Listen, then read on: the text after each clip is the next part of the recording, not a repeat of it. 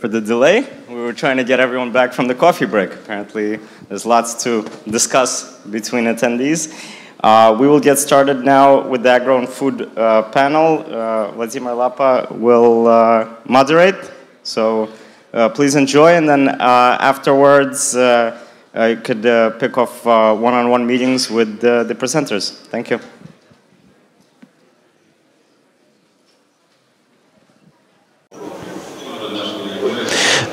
Good morning, dear colleagues. Please take your seats. Our panel is dedicated to agriculture. The first session also was dedicated to agriculture. It's a classical situation in Ukraine. Agriculture is among the sectors that keeps afloat. It was in 2008 and 2009 without falling off.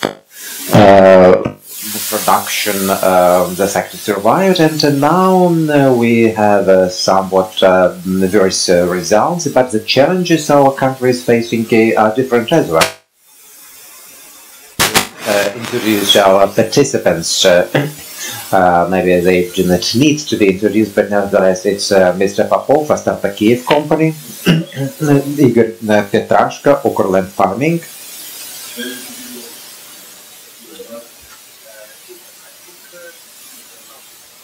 Andrushkina of the Industrial Milk Company, and representatives from Sweere.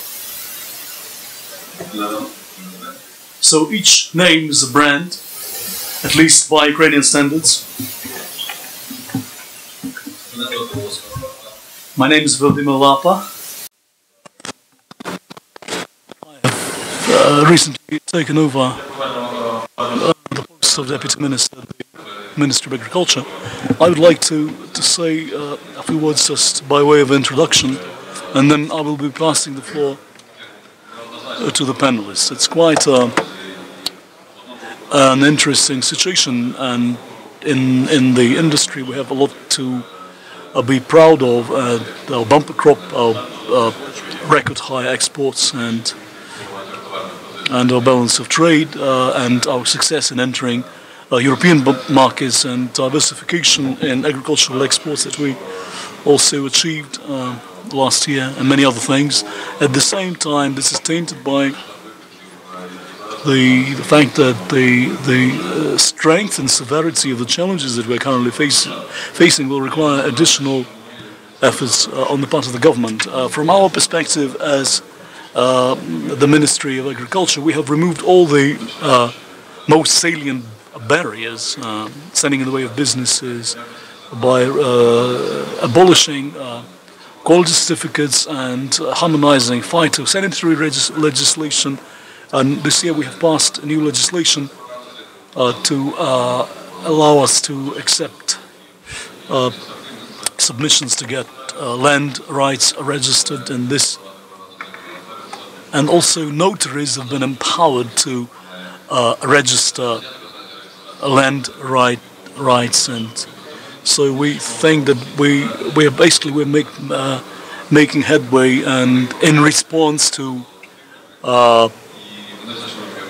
concerns raised by farmers of all sizes, those have largely been resolved over the past 4 months since this government took over, in close cooperation with the parliamentary coalition. At the same time, what we've been seeing lately is challenges in raising capital, and we're working hard on introducing new financing instruments, such as agricultural receipts, and also using stocks, farming inventories as collateral, and we are now working to introduce more refined financial instruments to give a fresh impetus to growth and development in the industry. Let me announce the topics that we will be discussing during this panel, and I would also then like to invite all panelists to make brief statements on this topic. I recall similar conferences that we conducted in 2008, 2009, and many of the speeches at that time revolved around the statement that every crisis presents an opportunity. I would like to ask our distinguished representatives of the farming companies present here today, how do you evaluate your current state of your businesses? Where is the balance between threat and opportunity and that the current situation presents? Now, the second question that we would like to take up that was briefly touched upon during the previous session, something that is important for this industry to continue growing, is setting up a land market, and this is also a sensitive question that many people struggle hard to find answers to, and in particular in terms of achieving consensus. In terms of, in light of the devaluation, and we understand that the certain expenses charged in local currency have diminished in proportion in dollar terms. Has this given you any significant economies, and in terms of your plans going forward? Another topic that is a classical issue in terms of margin and value added, where to find sources of margin. But it's like for many years we've learned to use profit per hectare, value added per hectare, rather than acreage, than export markets versus domestic markets. In the domestic market, certainly the biggest challenge is demand contraction in light of depressed people's incomes. And in export markets, the big question is diversification. We keep discussing the European Union as an attractive market, but probably, well, it would be a badge of honor to enter Europe, but there are other markets probably where most companies in the industry intend to make money. So this is just to set the tone for this discussion. Now let me hand over to our panelists, and they will probably have a lot to share. And we'll all be happy to listen to them, and then we'll be happy to take any questions from the floor. Thank you. Let me reintroduce myself, Pavlo Popo of Astata. Astata is one of the leaders in Ukraine's farming sector. The company's been around for over 20 years, operating in such segments as sugar production, grain and oilseed production, soybean processing since 2014. In 2014 we launched one of the most modern crushing plants in Ukraine to process soybeans, and we are also present in the dairy industry. Moving on to the first topic on the agenda, it's fair to say that now we have both things present, an opportunity and hardships, and those hardships are the source of opportunity. We currently find ourselves in a situation in which raising productivity and yields is a high priority.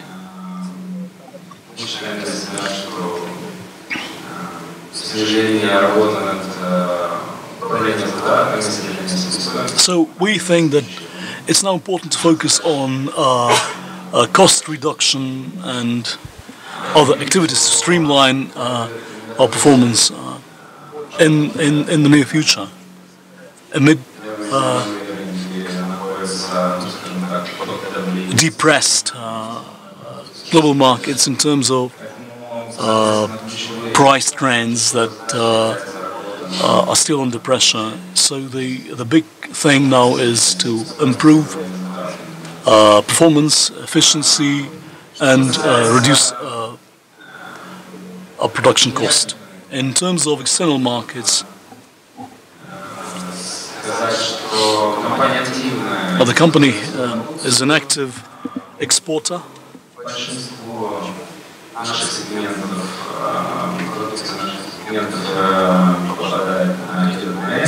So mostly export our output, mainly corn, that is quite well received by buyers in other countries. In terms of geographies, it's both Asia and Africa and Europe.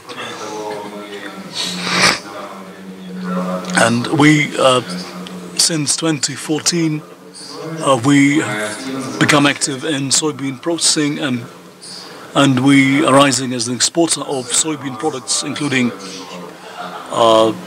soybean oil and a soybean cake. And in the sugar industry, while export markets may not be available, but still we still continue to be present in the sugar industry, promoting our sugar products to foreign markets. But it's mostly we sell sugar to neighboring countries, Kyrgyzstan, Moldova, Central Asia.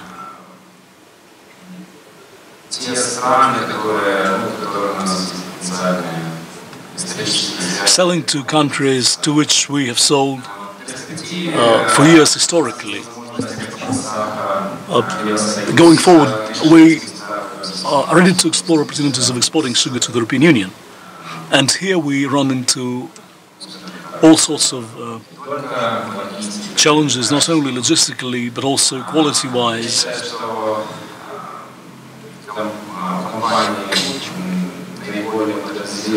I believe that the company is very modern and advanced in sugar production.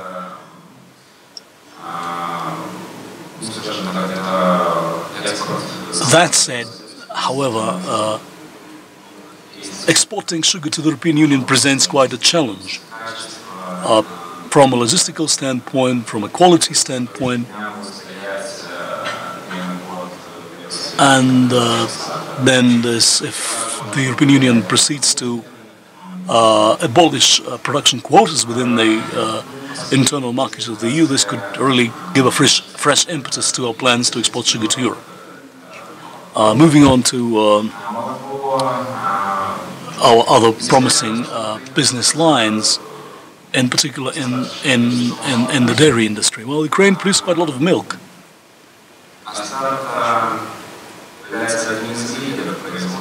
Astata is one of Ukraine's leaders in industrial milk production, both by quality and by volume. And many dairy processors are interested in buying from Astata because we guarantee both quality and volume. In Poltava province, we operate modern dairy farms, meeting the highest international standards for quality, and the quality there is impeccable. We currently do not export milk out of Ukraine. Maybe in the future, as part of our continued strategy of diversification, we could start exporting milk or dairy products.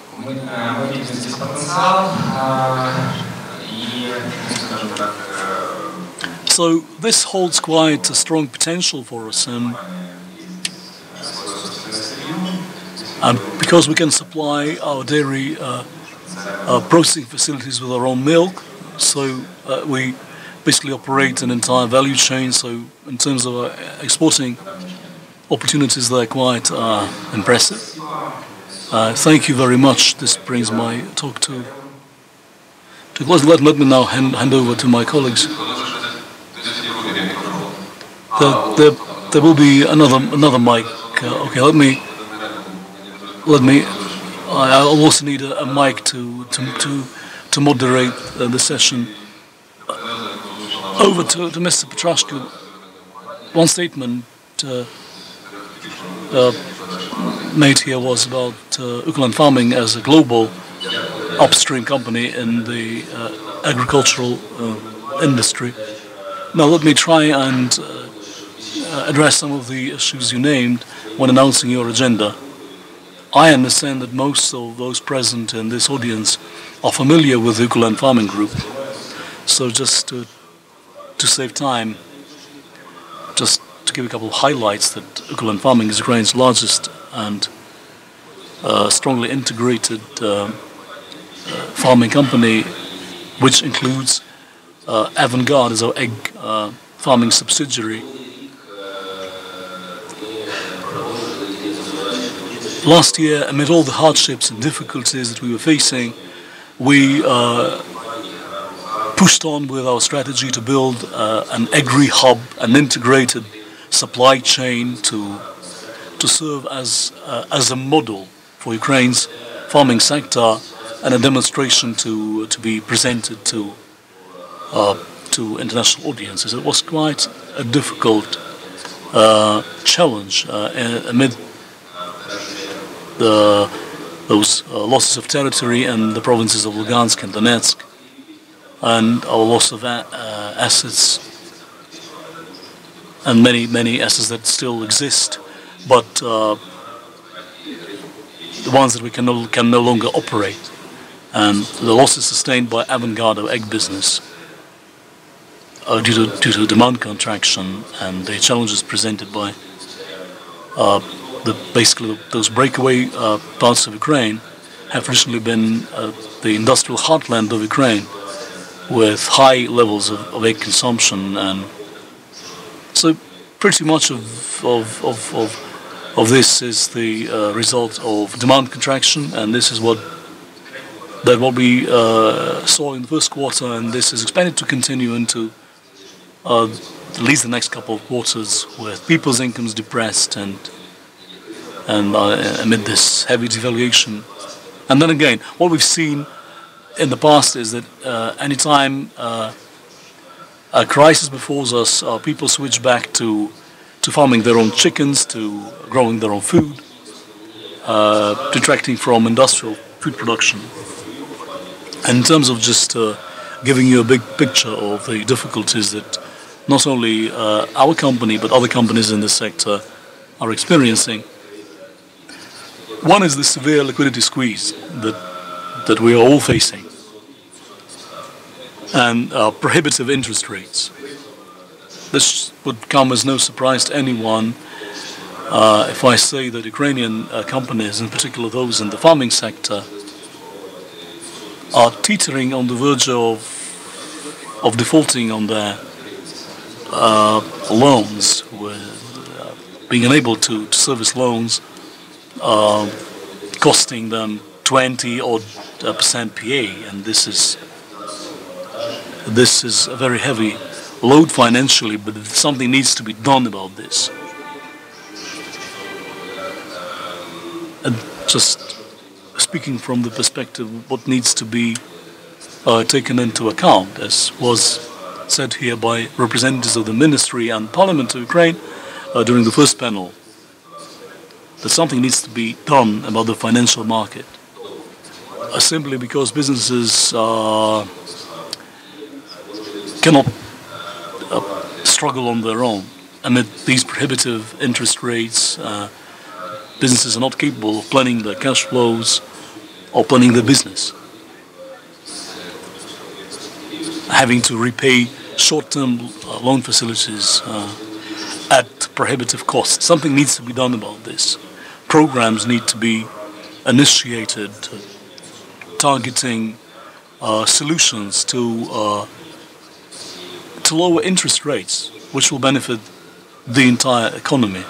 I'm not going to stray into the whole area of banking, and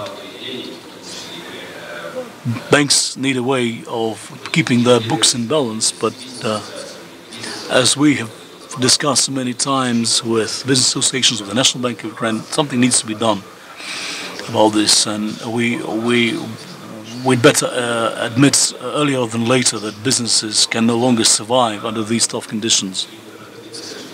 also, we must stop these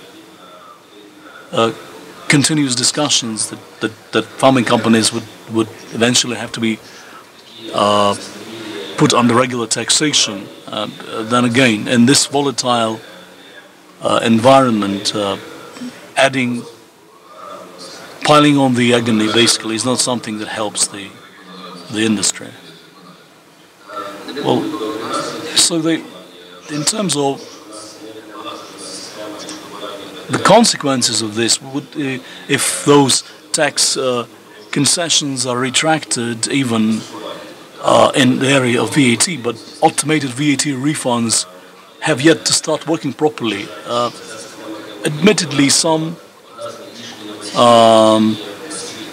headway has been made, but in terms of Ukraine could serve as an example of quite an efficient system of supporting agriculture, unlike the European Union, where they have direct subsidies. Now we have to switch from direct subsidies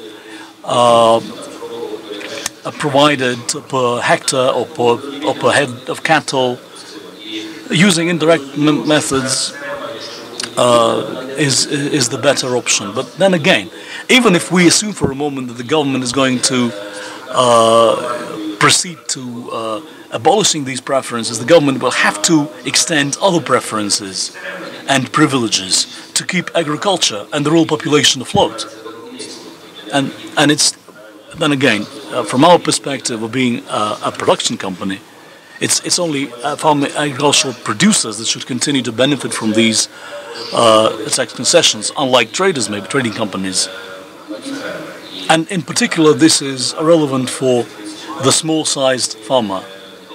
And then again, it wouldn't be fair to discriminate based on farm size, because we will have all sorts of evasion schemes.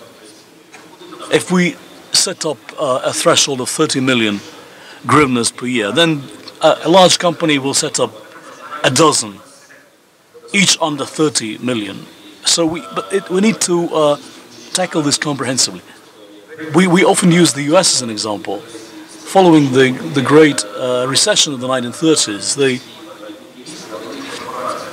they staked on large corporations to resume growth. Those large companies to promote large infrastructure projects, and yes, indeed, medium-sized businesses must become the backbone in the future, with 50-60% of such businesses account in an industry. Now we have about 15% of those now, but it should mean that, okay, to achieve this, let's kill large companies. Let's bear in mind that the large companies are leaders in innovation.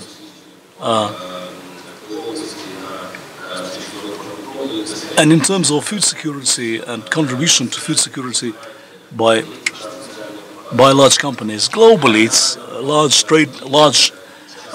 multinationals that play the most pivotal role in this.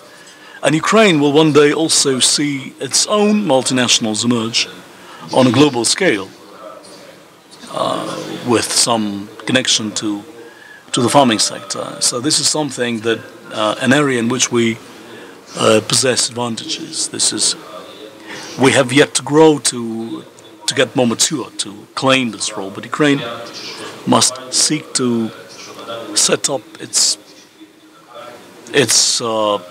a company that will follow in the footsteps of the big four farming, trading companies, trading in agricultural commodities. Ukraine should also seek to grow a global trading company of its own,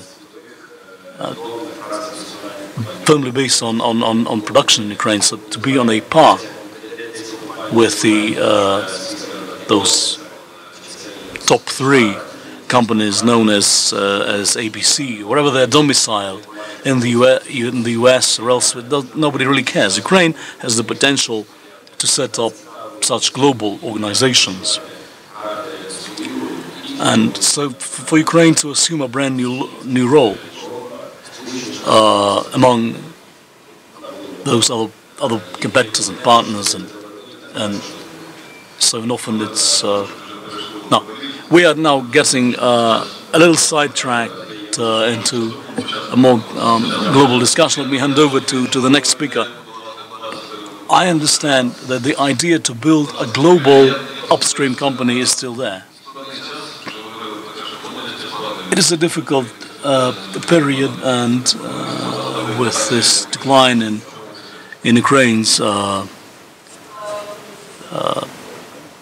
stocks, and well, in terms of proposing a recipe, I represent IMC, the industrial milk company. We rank among Ukraine's top 10 farming companies, and while we mostly focus on crops, even though our name suggests otherwise, we focus on corn, on soybeans. We export most of what we produce. We also grow sunflower seeds, and we sell to crushing plants domestically. And milk is less than 10% of our business portfolio. And we produce milk and sell to dairy processors in Ukraine. In terms of the global export focus, is something that has helped us weather the storm and survive the crisis. When you operate in a large market and diversified market, it's always better for you. You're better off. Speaking of our company specifically, up to 68% as of last year of our revenues came from exports, net exports. In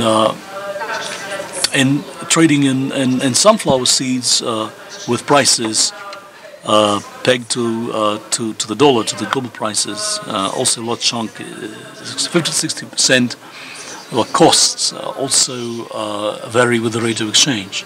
So the situation that we experienced last year, that spilled over into this year, and when we were hit by this severe devaluation of the hryvnia, we actually gained on this devaluation effect to improve performance at our operating margin level. In terms of offering a recipe for survival in a crisis situation, we appreciate only too keenly that in a crisis situation we can only try and act on the factors that we are in control of. Prices is not something, are not a factor that we control. As a market participant, what we can do, we can control our costs, we can manage our costs, we can try and use the most efficient use of our resources and put in place incentives for our team to encourage high performance. In the course of 2014 and most recently, this is something that we've been focused on jointly with our partners and our lenders in the International Finance Corporation, and also with support from Ernst & Young advisors. We have been working hard to reorganize the company, to describe and flowchart all the business processes with a view to optimizing them. We've been working to put in place an incentive framework for our staff based on a management by objectives system, and we look forward to seeing the first results from this, from all the work that we've done to improve efficiency, to improve performance, to reduce costs, and we think that this could well serve as one of the recipes for survival that we could potentially use. I've heard that you have achieved quite substantial cost reduction. Anything you can? There's anything you can say about this? No, it's a little too early to speak about this, because then again, these effects will take time to manifest themselves through our KPIs. So we are putting in place a system, and we're waiting for the effects from this effort to become more pronounced. Thank you. Now over to David. David was my father. I'm Daniel Sweere from Kiev, Atlantic, Ukraine. We're one of the smaller agricultural producers that you're going to meet today. but we're very good at what we do. My father had a vision when he and I came to Ukraine in 1990 to make Ukraine, or help it, become a protein-sufficient country. Ukraine has temperature, it has the soil, it had the only realistic opportunity for Europe to produce soybean vegetable protein to make Ukraine become an independent protein country, as well as a net exporter of protein. We built the first private grain elevator in the former Soviet Union. Back in 1992 we started.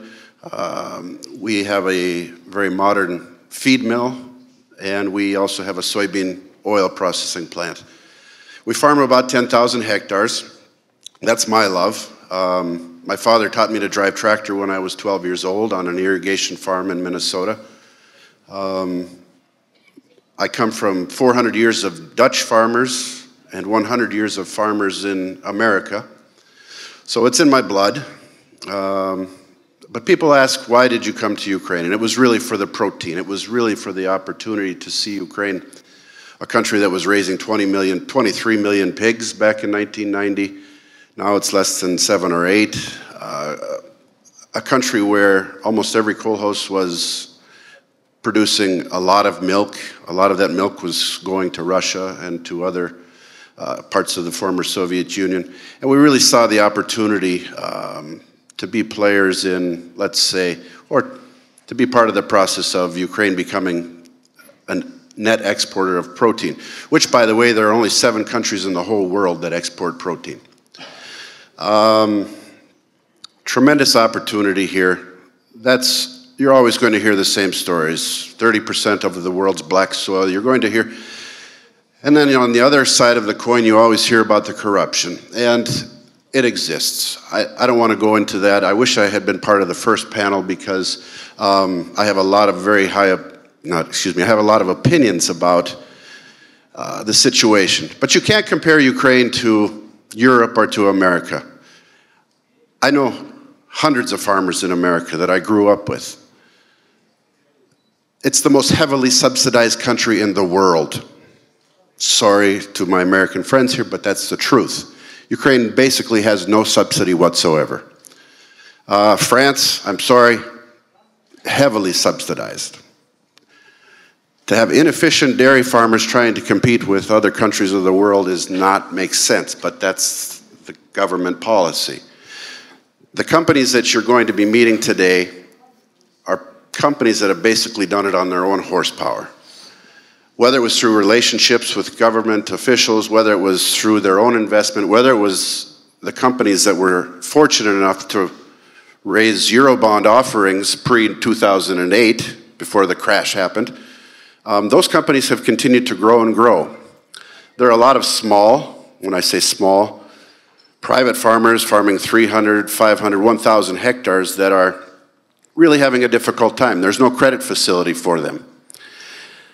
There's a lot of small to medium-sized corporate farms, such as ourselves. I consider ourselves a small corporate farm at 10,000 hectares. Would I like to farm 50,000 hectares? Yes, I would. I see the potential. I see the profitability. We almost raised the money, but then Maidan happened, and Ukraine needed Maidan. I think it's a wonderful thing that happened. Unfortunately, we were about 2 weeks away from receiving $30 million investment from 4 international investors. I feel better that Ukraine had Maidan than commodity prices having toppled like they did 2 years ago, and me being stuck with a bunch of debt that I would have to pay back. Regardless, we're going forward. We're absolutely looking. Farming is really only 2 things. It's timing, which means the sun or weather, and it's finance. I'm a pretty good agronomist. I'm a pretty good farmer. That isn't the most important thing. Agriculture is a capital-intensive business. It requires a lot of either investment or commercial credit. You know, to go and try to raise $1 million, for example, you need $5 million of equipment. Now imagine if you're farming 300,000 hectares. The numbers are huge. you've created, everybody says, well, when the land becomes a commodity, when we can collateralize land or land leases, that's when we'll jump in. There's a lot of companies that have made a lot of money, and a lot of investors have done very well over the past 8 or 10 years that didn't have that collateral safety net. Basically, it's very, very competitive, and it's very difficult to bring new land into your own holding. I won't say impossible because I'm 20 years in Ukraine, I'm a foreigner, and nothing's impossible. But it requires basically buying the corporate rights of another farming operation, and that's done all the time here. You don't have raiders coming and taking over all these companies. You have some of these things. But that isn't the model. That isn't what's happening in Ukraine. What's happening is it's basically a stable land market with non-collateralized land, and to some people that's an advantage. To the bigger companies, it's easier for them to maintain. For the smaller companies, it's more difficult for them to grow. You need to ask yourselves as investors, what is your appetite? Do you want to invest $110 million and have 3 or 4 other institutional investors invest $100 million into a 250, 300 hectare, 250 or 300,000 hectare farm where the money disappears? I won't go into the details that I don't know the details. Stop talking about all that, everybody. Invest in what you have the appetite to invest in. If you want to have a 25% return on a $10 million investment, this is the right company to do it. I have farmers that I know that are growing 20-ton corn in America every year. They're growing 6-ton soybeans. The average in Ukraine is 2 tons. The average corn crop in Ukraine is 5.5 tons. I grow 10-ton corn pretty much year after year in Ukraine. There's a lot of reasons. I need either commercial finance or I need investment to be able to do everything right. That's GPS, that's proper genetics, that's fertilization, that's everything. And every business in Ukraine has to make 20%. Our business will. Everybody at this forum will make 20%. My friends in America can't. Even with amazing yields, they can't raise 20%. Why? John Deere gets their portion, their banks get their portion, everybody, they earn a good living. Farming in America is a completely different thing. It's a generational business. It gets handed from father to son. You're talking to people at this forum and this conference today that have been farming as a company in a corporate structure for maybe 10, 15 years. This is a different situation. This is a situation that is ongoing, it's growing, and we understand it. It's difficult with a conflict going on in the East to understand reservation of investors. I'm not saying come in and absolutely go crazy and invest without knowing things. Know what you're investing in. Know who you're investing with. Invest with people that have been successful, people that have been at it for 15 years at least. And don't go for the biggest hairball scheme that you ever heard with 50% return promises. I'm not saying it won't happen. I'm just saying the likelihood of it is not very high. One more question that I have an opinion on. Everybody says, well, land should be collateralized. Land leases should be. It's tremendous. It's a tremendous question in Ukraine about social issues. These people are basically pensioners that are the landowners that worked during the Soviet Union and gave their whole lives to the land. They can only sell it once. And you have to ask yourself, is that enough for them to have a change of life? Can they buy a penthouse in Kiev? Can they survive for another 20 years on pension from their sale of their 4 or 5 or 8 hectares of land? No. Maybe they can pay for their grandchild's education. Maybe they can It's not enough. So it's a really huge social issue that the government struggles with all the time. Thank God the communists are no longer involved trying to sway that, but it's a question that's not going to be easily answered. The system as it works today works. People get paid their 5–6% of cadastral value year in and year out. The competition is fierce. It guarantees that. Look at the great agricultural societies of Europe and of America, and the same thing now in South America. Unfortunately, land is at the base of that, and collateral of land is at the base of that financing and of that investment. Maybe we need to find a hybrid. I don't know what it is. I don't mind paying rent every year. I actually prefer it to paying a 30-year mortgage. But I don't think it's the future. I think for Ukraine to move forward, it's going to have to either have, I would prefer to see land leases become collateralized. They are in the United States, absolutely. I would prefer to see that as opposed to the sale of land. That's just my personal opinion. Something has to happen, but you know, in closing, I'd just like to say, this government is really, somebody asked me earlier, have you seen progress in the last 6 months in Ukraine for business? My answer was no. It isn't the problem with Ukraine. The problem is you have a huge amount of money going in a conflict out east. This is a government that needs some help. You've seen a tremendous devaluation, not only this year, not only since, but from the year prior. There's reasons for it, but the real issue is there's not a big enough budget to run a country, to pay subsidies to farming operations like they do in the West, to run a war. I'll call it a war. Everybody else can call it whatever nice word they want to. It's absolutely a difficult situation. Imagine your own household budget.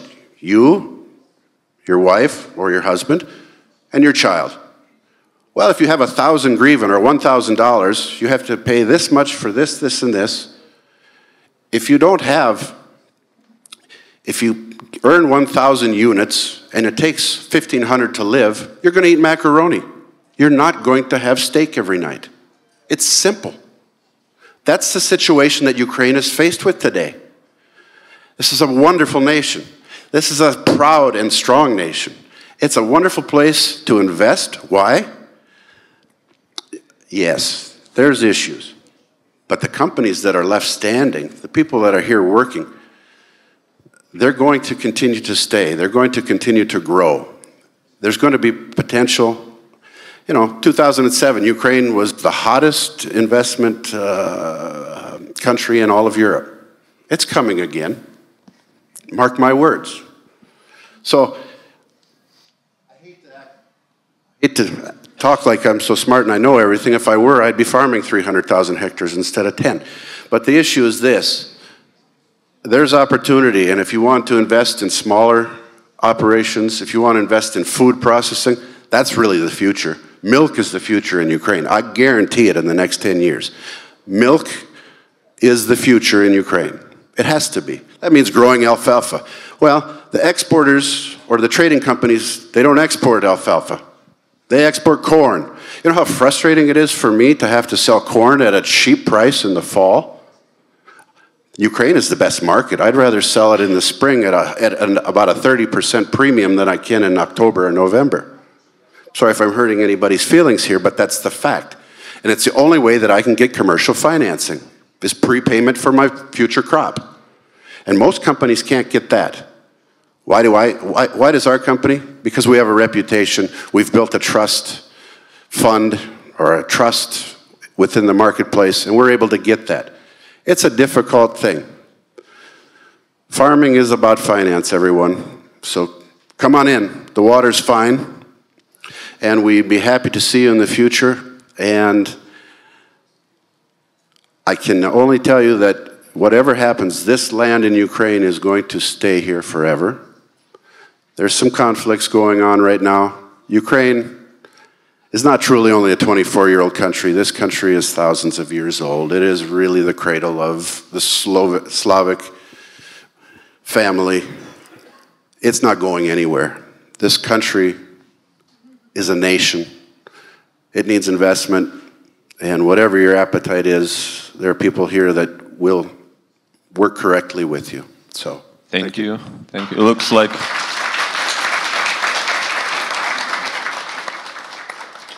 like voice of soil. Thank you very much.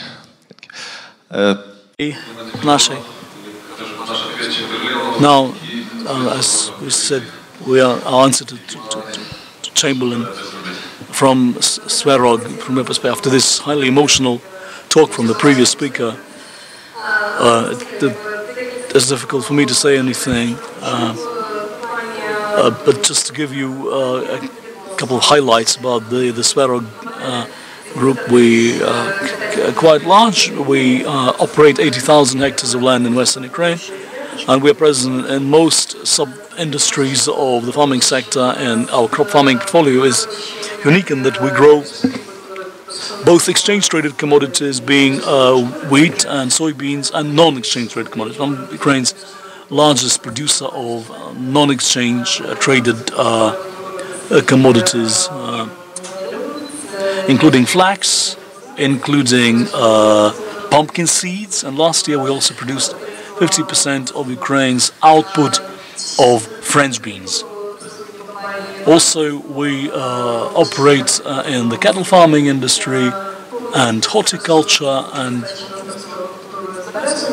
we also own storage facilities, grain silos, and fruit storage facilities. In terms of our modus operandi and our plans for the future, because we are still privately held, anything relating to our financing opportunities is we basically mostly rely on equity and on our partners. In terms of our history of agriculture in Ukraine over the past several years, so it's never been a safe harbor for Ukraine. It's over the past 5 to 7 years. We've been sailing from one perfect storm to the next, with threats of taxation regime changes and export bans and VAT refunds shuttling back and forth from being paid to being denied. And then again, it's in agriculture, there's also work to be done, and it's always a challenge to, it's not a safe cover. What's changed though over the past several years is that most company managers have gone back to the drawing board and trying to reduce their costs. When credit was relatively cheap, people didn't really make much of an issue when it came to cost reduction. Now it's a big thing. Now it's also high on our agenda: reduce costs without detriment to quality. We have recently invested in farming technology and precision farming and software solutions to help us monitor and manage our costs in online mode for all our business segments. Also a lot has been invested in modern farming machines, allowing us to perform farming operations on time and achieve the highest possible yield and margin per hectare. Now we are looking into opportunities of vertical integration to alleviate country and supplier risk, all geared towards increasing profitability. Our number one crop is soybeans, and I agree fully with the previous speaker in saying that Ukraine, that Europe is staking high on Ukraine for food security, in particular when it comes to vegetable proteins and in particular soybean proteins. That's why so much attention is currently being paid during European events to Ukraine as an important source of vegetable protein. In terms of our plans going forward, then,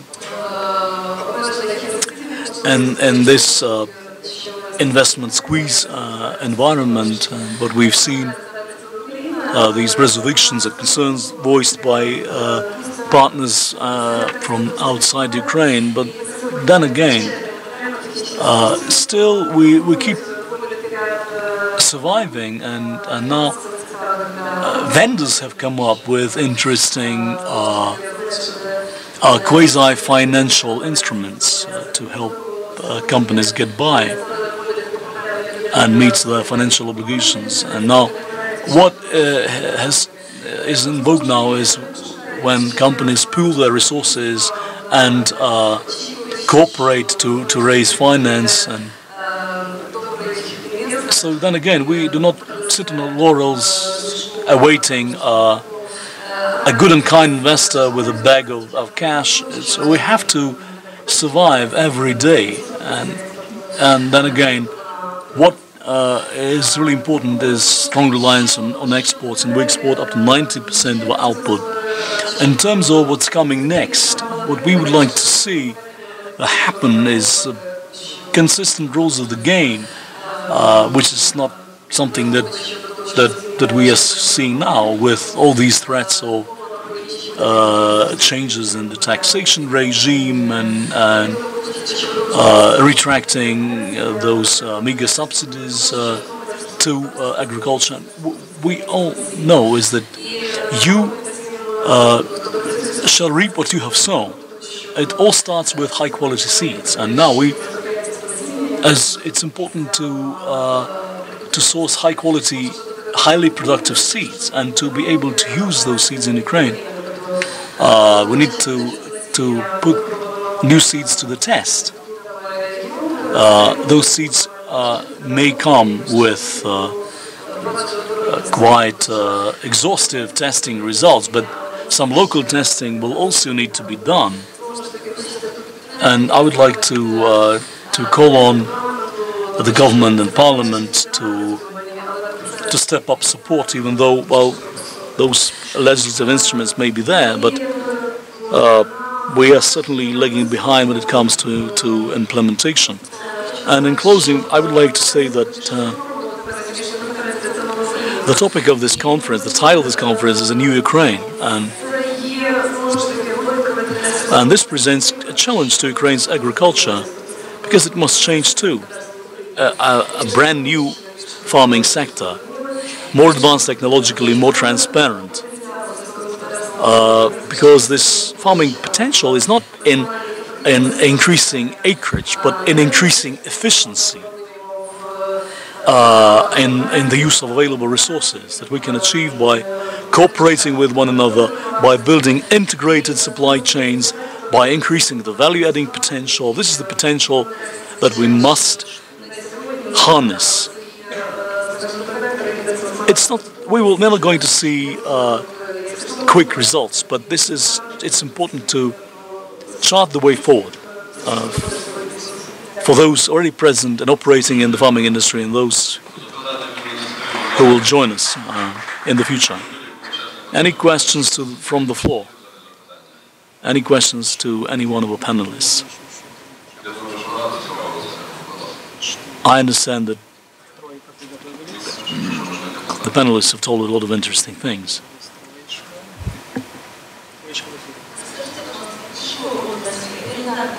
In the food industry, can you name profitable sub-industries, or the most profitable ones, from your experience?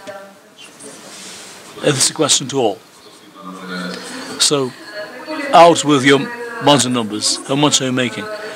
Crop farming is the most profitable of all the sub-industries, and most investors coming in invest in crop farming.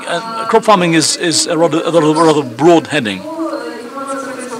Well, according to the Ukrainian Agrarian Business Club, that has done a study of last year's performance, so the most lucrative crop is winter wheat, 20%, and corn was at the minimum 8%. It's still quite controversial in terms of how they calculate it, but then again, it's back to wheat followed by corn, soybeans, rapeseed. What about French beans?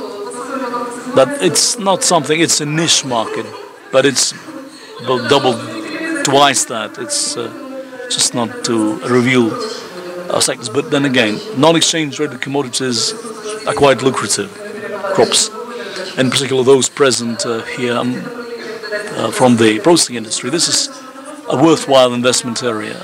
In cattle farming, while we are present in this is more of a social safety net than an industry. And while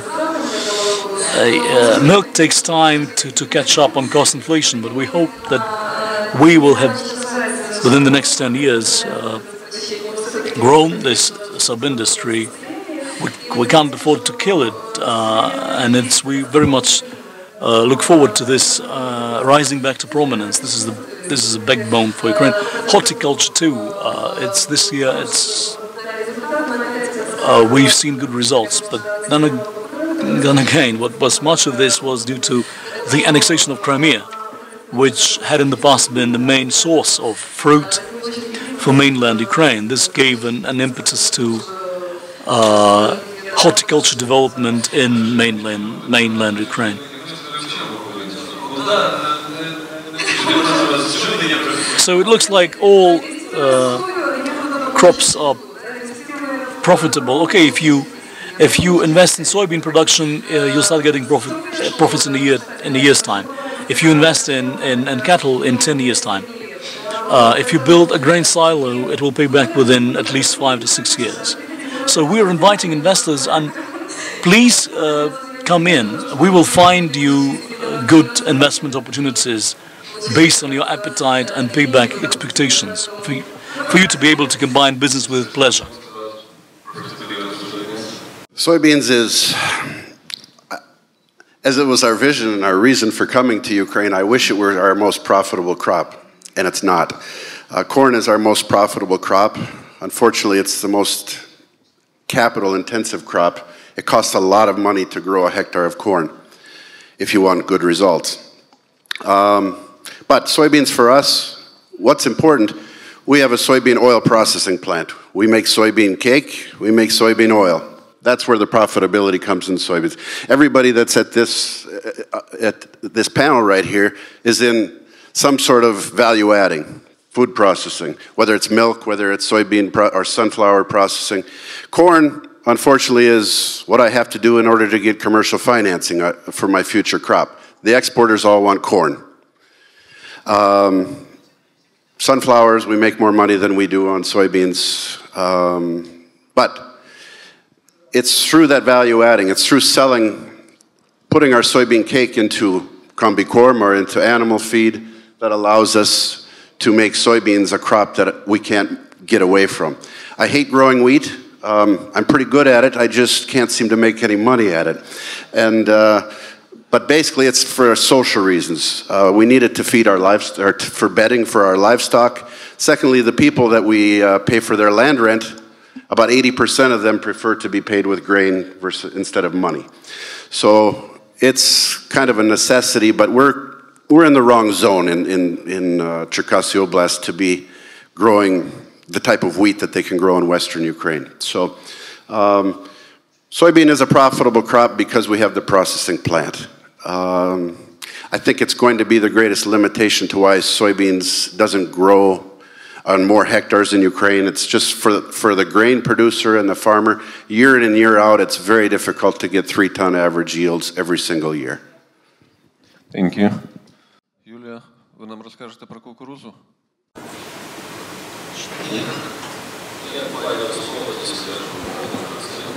Just to briefly comment on what's been said, crop farming certainly is a big segment. It's by and large profitable, but it all depends on the end price, because the price keeps fluctuating.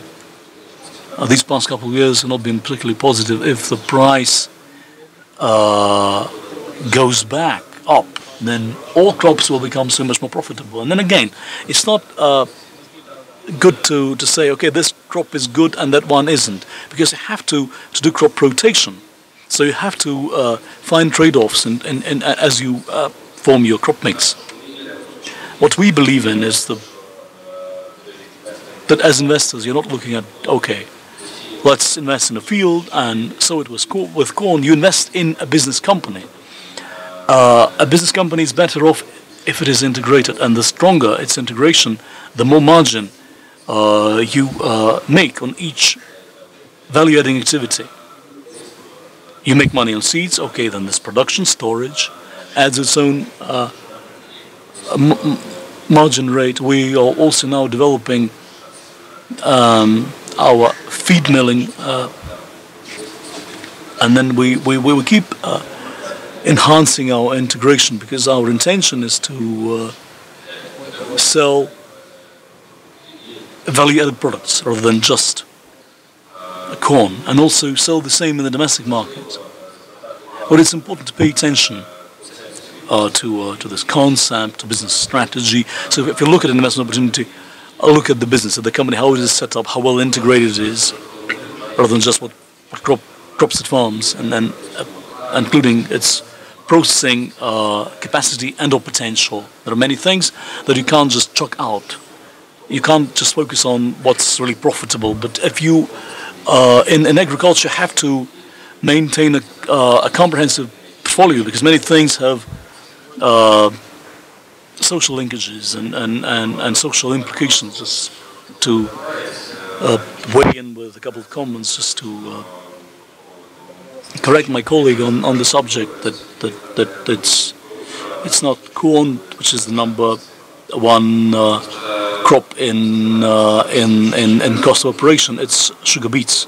It's 4 times more expensive to crop sugar beets than corn. But if you invest in a hectare of sugar beets with crop rotation, if you alternate between sugar beets and another crop, sugar beets have the potential of raising the yield of that other crop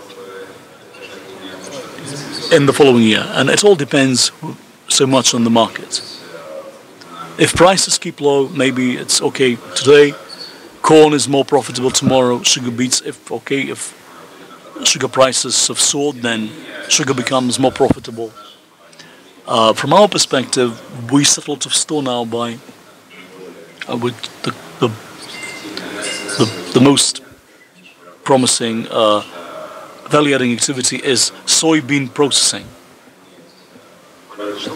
And as a company with foreign currency denominated debt in our books, if we process soybeans and sell the product, then we can secure ourselves a stream of foreign currency. It's okay. Soybeans is the product that will be the trendsetter, apparently, in the next several years. All Ukrainian farming is organic.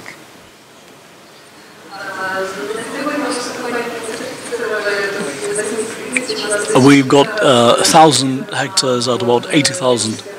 We are certified to practice organic farming.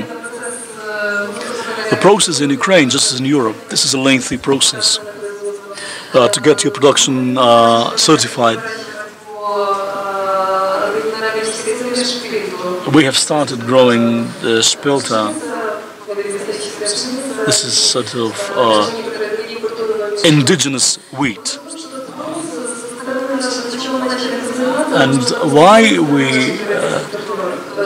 undertook this, because we had demand coming in from the European Union. Most farming holding companies operate in the commodity market. For large farming companies, organic farming could be a sideline, an experiment. This is our case in particular. In terms of the potential, we haven't felt this potential to be of any significance against mainstream commodity production. But then again, organic farming is aggravated by all the formalities and certification requirements. This is quite labor intensive. So we think that organic farming is something that small and medium-sized farms are better placed to pursue. So we seem to have exhausted our time So we are technically running behind unless any urgent questions remain. I think it was an interesting discussion, starting from land legislation to profit margins and how much each company makes. And now we break for coffee. So we continue our next. Thank you for the great Agro panel. Everyone, please remain in your seats. We're going to go on to one of the other most important sectors in Ukraine, which is energy independence of Ukraine. And Richard Spinks will come up here to moderate that panel from Active Energy. Also, anyone that had signed up for one-on-one meetings with the speakers, you could go over to the registration desk to get coordinated on the one-on-one meetings. But the rest, please remain for the second panel.